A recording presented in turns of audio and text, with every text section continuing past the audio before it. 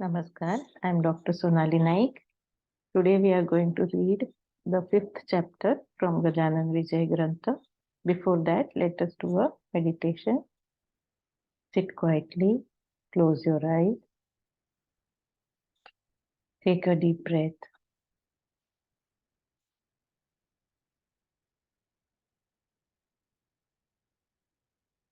Concentrate your attention on the Adhyay chakra.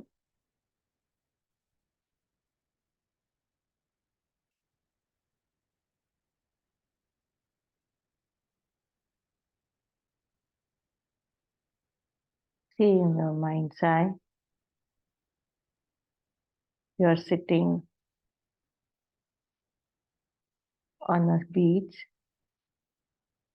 It is a very pleasant place. You can hear the sounds of the waves. A cool breeze is blowing. You are very happy, very peaceful.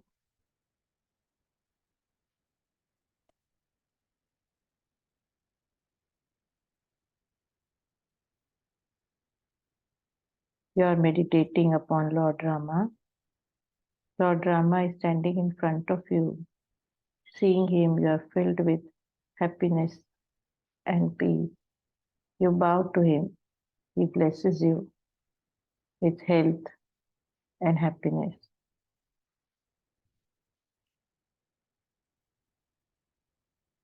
Receiving his blessings, you are filled with happiness. The protective cover of his blessings stays around you all throughout your life. Within this protective cover, you are forever guided, forever protected, forever loved, forever prospered. Because of this, your life becomes filled with sweetness, enthusiasm, and boundless happiness. Experience it. Give thanks. Slowly open your eyes. Jai Gajanan. Shri Ganeshaya Nama. O eternal, unconquerable entity, full of happiness and mercy, I bow down to you and seek your protection. I am just a brow-beaten sinner, devoid of authority to sing laurels to you. So help me, Almighty. But I know one thing, people in authority go to any level to rescue the helpless and the poor. God, Shiv Shankar Mahesh, smeared his body with ash. The smallness of the small does not bother the big at all. I am at your mercy and bow down to you. Mother always fulfills the wants of a child. I am solely depending on you to complete this tribe. Devotees thronged to Shegar to revere the saint. His reputation had spread far and wide.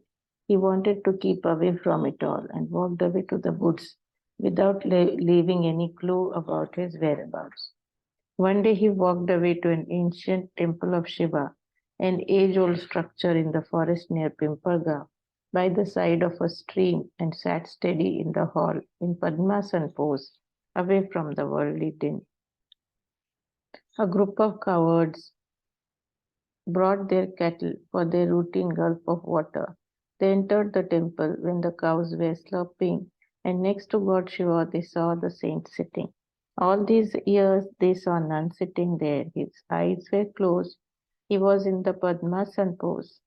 Some of them sat in front of him. His eyes were still closed. He did not speak to them. They couldn't understand the reason of it at all. They brought him some bread, thinking that he was starving. They tried to wake him up from his trance and were surprised that there was no response.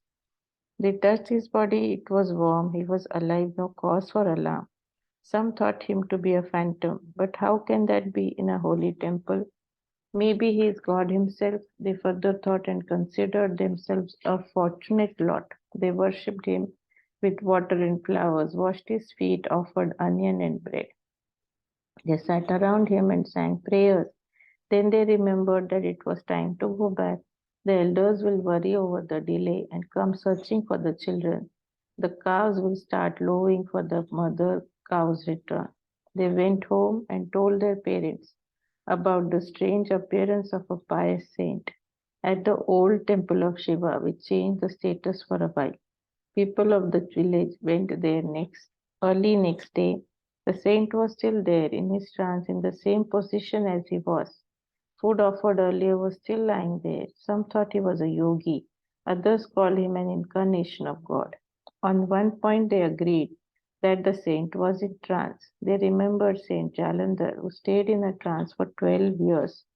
They brought the saint to Pimpalga with great pomp and flair.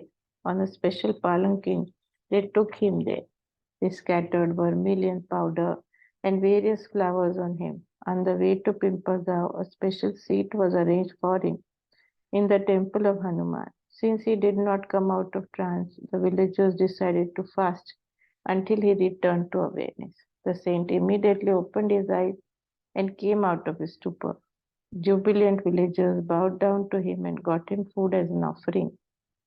News of the saint came coming to Pimpalgaon, spread to the neighborhood and reached Shega.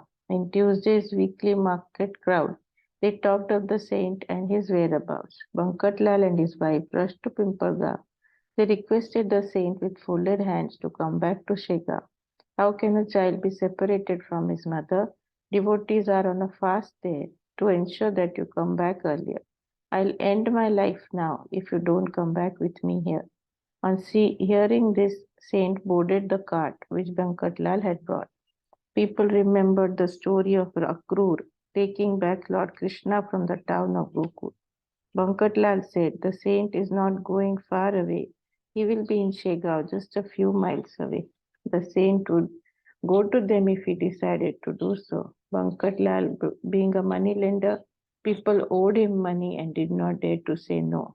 To their Shegao journey, the saint said, Bankat, this is no way for a lender to take things away. When I look to your affairs, I feel scared to be there. Lakshmi, goddess of wealth, mother of all people, consort of Vishnu from the Trinity, is locked in your captivity. I got frightened and ran away, seeing you treat her this way. Bankatlal replied with a laugh, Mother Lakshmi cannot be impaired by locks. She stays with me because you are here. A child feels safe under mother's care. Your sacred feet are the real wealth to me. I do not care for anything else. That's why I came to Pimpalgaon, to bring you back to this well. Nothing here belongs to me. It's all yours. How can a watchman stop the owner from entering his own quarters? You may do whatever you like, go wherever you want to go. Bless the whole world, but don't forget us, simple folks of town Sheka. Cows go out in the morning but return to their shed in the evening. That is what we request you to do. That's our earnest entreaty. Thus Pankatlal brought the saint back to the lovely town of Sheka, where he stayed for a few days and then went away. It so happened that one fine morning the saint left for Adgaon without an inkling, like transporting of God Hanuman with the speed of a windy storm. It was Vaishak in the summer. Water had dried up everywhere. At hot noon he reached the village Akoli, lips dry with thirst and perspiring profusely. He looked around for water. A farmer named Bhaskar was working in his field further. A farmer toils hard to produce food for all, facing all vagaries of weather. He is an important member of the society in general. Water is so scarce in Akoli, one may get ghee more easily. Bhaskar had brought for himself a pitcher full of water and some bread. These were kept under a shrub. The saint asked for him just a few sips to gulp. Please give me water, I'm thirsty. Please don't say no. It is considered a pious deed to give water to the thirsty indeed. In scorching summer, wealthy people open water booths for travelers on highway to quench their thirst. A gulp or two is what I need. Bhaskar replied, how can I reckon it a good turn to offer water to a useless person, unmindful of his naked condition? Religious books relate a good action to offerings made to orphans, disabled, and to persons to help redeem a social ill. It is sin. It is a sin to quench your thirst, as you are one of the undeserving people around. No one will ever nourish a snake on humanitarian grounds or offer protection to a thief in his own house. You are getting fat, begging from door to door, a burden to society, nothing more. I have brought this water on my head for me and not you, O dumbhead. I won't give you a drop, so walk away, you flop. Because of lazy people like you thriving in our society, we are defamed to a great extent in the world community. The saint smiled and walked his way and saw a well not far away. Seeing him thus walking by, Bhaskar yelled out aloud, "That well is not worth a try, it's completely dry. There's no other around us within a 2 mile radius." The saint said, "If that be right, I'll get to water in it. I'll try to get water in it. I'm aware that you deserving people face great torture without water. Let me try something in society's interest. God will help me if my intentions are honest." He peeped into the well. It was completely dry. He sat under a tree on a rock nearby. With closed eyes, he meditated a while, solemnly imploring Almighty to fill in the well for the community. He invoked God in all his names. Please fill in water in this dry space. People look worried. There is not a drop left in any of the wells.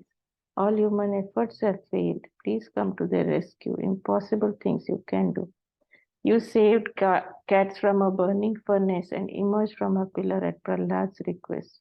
You devoured 12 villages around Gokul as Vaishvanar. You lifted a mountain as Murari on your little finger. You posed as an untouchable for Sant Damaji Pant and tended the cattle of Saint Chokhameda. You protected the birds of Sant Savtamari and created water for Namdev in hot Marwad alley. God Almighty, if you so desire, you can fill this well with water. His invocation went on fervently, and a spring of water shot up in the well. God's creativity has no limits. He can craft what he thinks fit. The saint quenched his thirst with water from the well. Bhaskar could not believe what he had seen. How can a well dry for 12 years be now full surging with water? It means that the person whom he slighted was not an ordinary man but a saint. Realizing the fault, Bhaskar ran to him and on his feet fell prostrate. "Pardon me," he said. "I am an ignorant child. I didn't know you well and insulted you wildly. When milkmaids insulted Krishna, he did not take them seriously. Please pardon me thus. Don't deal with me sternly. External appearances are deceptive. I was carried away by that. My ignorance is wiped away with the miracles you performed. I realize your powers now and will never leave your feet. You as a mother should not desert me. I recognize that mundane things are a deceit.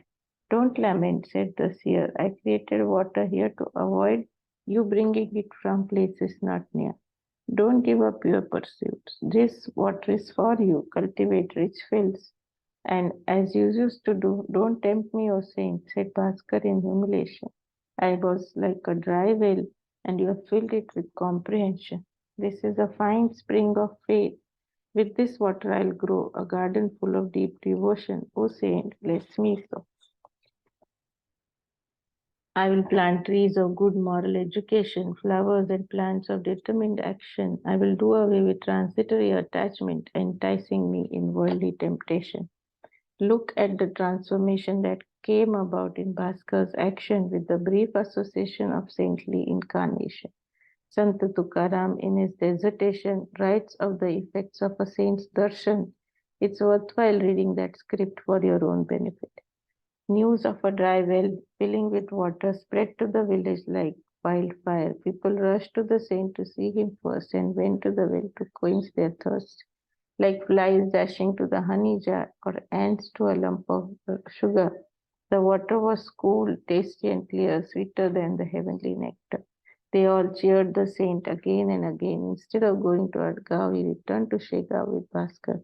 May this retreat be your real guide and make you prosper.